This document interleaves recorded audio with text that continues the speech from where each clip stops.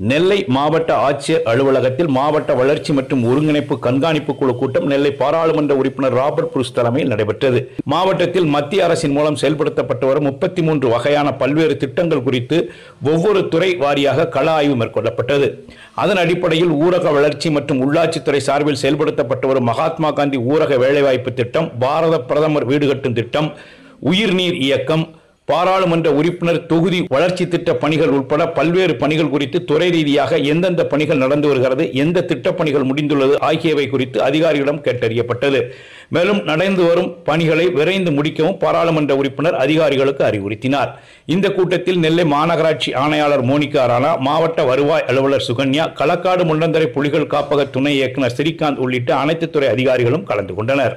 தூய்மை இந்தியா உள்ளிட்ட மத்திய அரசின் திட்டங்கள் குறித்து நெல்லை மாவட்டம் மானூரில் விழிப்புணர்வு முகாம் நடைபெற்றது. இந்திய அரசின் தகவல் மற்றும் ஒலிபரப்பு அமைச்சகத்தின் கீழ் இயங்கும் சென்னை மண்டல மத்திய மக்கள் தொடர்பு அலுவலகத்தின் சார்பில் நெல்லை மாவட்டம் மானூரில் தூய்மை இந்திய, சர்வதேச பெண் குழந்தைகள் தினம், தேசிய ஒருமைப்பாடு தினம் மற்றும் பல்வேறு மத்திய அரசு நலத்திட்டங்கள் குறித்து பொதுமக்களுக்கு விழிப்புணர்வு ஏற்படுத்தும் வகையில் சிறப்பு முகாம் நடைபெற்றது.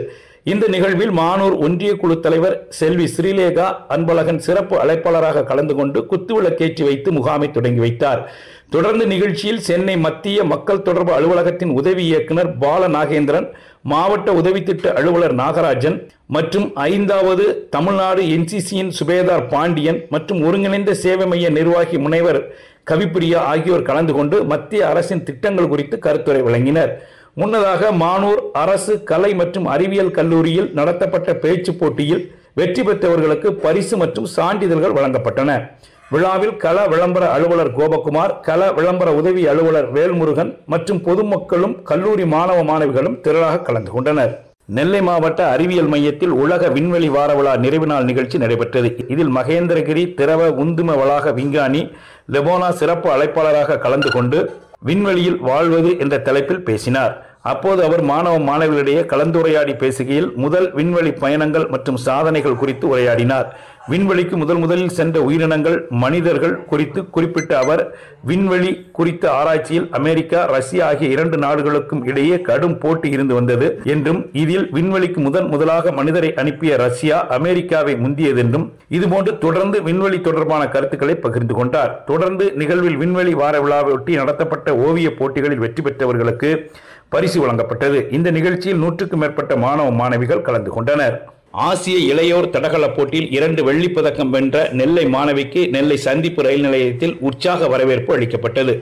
ஆசிய இளையோர் விளையாட்டுப் போட்டிகள் பக்ரைனில் நடைபெற்றது. இதில் தடகள போட்டியில் 400 மீட்டர் ஓட்டத்தில் இந்தியா சார்பில் பங்கேற்ற நெல்லையைச் சேர்ந்த மாணவி எட்வினா ஜேசன் வெள்ளிப்பதக்கம் வென்றார். அதேபோல் ரிலே போட்டியிலும் கலந்து கொண்டு இந்திய அணிக்கு வெள்ளிப்பதக்கத்தை பெற்று தந்தார். இந்தியா சார்பில் பங்கேற்று 2 வெள்ளிப்பதக்கம் வென்ற மாணவிக்கு பாராட்டுகள் குவிந்து வருகிறது. இந்த நிலையில் பக்ரைனிலிருந்து சென்னை வந்த அவர் அங்கிருந்து சொந்த ஊரான நெல்லைக்கு ரயில் மூலம் வந்தார். ரயில் நிலையத்தில் அவர் பயிற்சி பெற்ற நாரணம்மாள்புரம் விளையாட்டுக் கழகம் சார்பிலும் பல்வேறு கட்சிகள் சார்பிலும் மேலதாளத்துடன் சந்திப்பு ரயில் நிலையத்தில் உற்சாக வரவேற்பு அளிக்கப்பட்டது. வீராங்கனை எட்வினா ஜேசன், பயிற்சியாளர் மகேஷ் ஆகியோருக்கு மாலை அணிவித்து பாராட்டு தெரிவிக்கப்பட்டது. தொடர்ந்து திறந்த வாகனத்தில் ரயில் நிலையத்திலிருந்து சந்திப்பு வரை மேலதாளம் முழங்க ஊர்வலமாக மாணவி அழைத்து வரப்பட்டார். அவருடன் படிக்கும் மாணவ மாணவிகளும் ஒன்றாக பயிற்சி பெறும் மாணவிகளும் என அனைவரும் கலந்து கொண்டு மாணவிக்கு உற்சாக வரவேற்பை வழங்கினர். நெல்லையில் காவலர்கள் நினைவு தினத்தை முன்னிட்டு நாடு முழுவதும் பணியின் போது வீரமரணம் அடைந்த காவலர்களுக்கு மரியாதை செலுத்தும் வகையில் 54 குண்டுகள் முழங்க மரியாதை செலுத்தப்பட்டது. ஆண்டுதோறும் அக்டோபர் மாதம் 21ஆம் தேதி காவலர்கள் நினைவு தினம் கடைபிடிக்கப்பட்டு வருகிறது.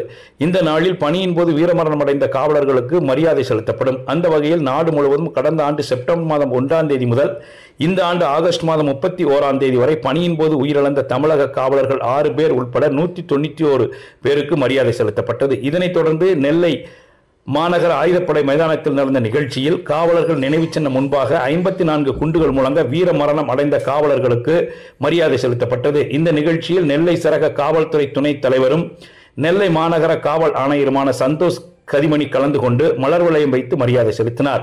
அதேபோன்று மாவட்ட காவல் கண்காணிப்பாளர் சிலம்பரசன், மாநகர காவல்துறை துணை ஆணையர்கள் கலந்து கொண்டு வீரமரணம் அடைந்த காவலர்களுக்கு மரியாதை செலுத்தினர். தொடர்ந்து மாவட்டத்தில் பணியின் போது உயிர் நீத்த காவலர்கள் குடும்பத்திற்கு மாநகர காவல் ஆணையாளர் சால்வை அணிவித்து மரியாதை செலுத்தினார்.